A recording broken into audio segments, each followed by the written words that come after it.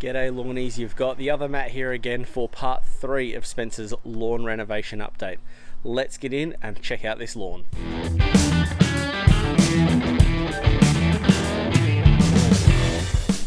Alright everyone, so it's been a few weeks since we last did an update on Spencer's lawn, which is just sitting right behind me here. So let's go through the process on what we did when we originally renovated the lawn. So a few weeks ago we low mowed this with the Greenworks mower and also the Weebang rear roller rotary mower. We also dethatched it with the Greenworks 40 volt dethatcher scarifier. Took that down as low as we could. We took out a heap of material out of this lawn. We then, on the same day or the next day, we fixed up some irrigation so that way we get full water coverage across the lawn. We also then did a 4 seasons slow release fertilizer mix. We also did a Hero Moist and History mix and watered it all in. 2 weeks later we did the charger application, and then another 2 weeks after that I've done a launch application as well. So I'm actually kind of timing these in with my own lawn schedule as well, which is a differentiation to the Lawnporn program because it's just what I feel my lawn needs is a bit different. So let's swap this camera around and we'll go through the lawn and have a bit of a look up close and see where it's come really good and where it still needs to have a bit of work and go from there. I'd just like to say a massive thanks to Matt Ryks for doing this content while I was away, and also thanks to Spencer for letting us use his lawn. These shots here are 12 days post-renovation before the charger was used. And the cool thing about chargers is it will really get the leaf growth going and hasten the repair of your renovation. Massive thanks to Matt Ryks for doing these videos for me while I was away, and I've got lots of videos coming out in 2023. If you want to catch up with those and be notified, be sure to subscribe. It helps me grow. Yeah, and like this video because Matt did a really good job, I think. Alright, so this is the lawn now as it sits now on the 3rd of January. So as you can see, it still has a few spots that need to fill in. It doesn't get a lot of sun through here. We've got a little bit of coverage through there where it needs to come through, but overall what we're seeing is we're seeing a lot more uniform colour than what we had before.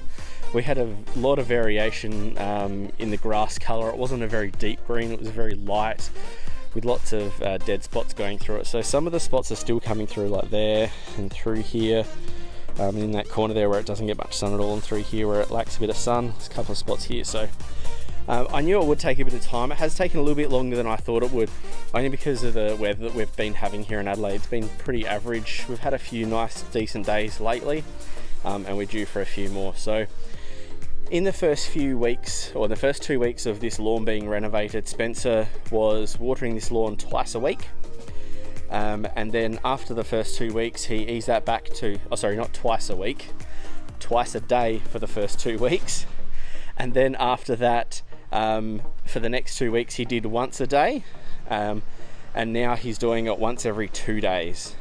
So let's just recap. So for the first 2 weeks, it was twice a day watering.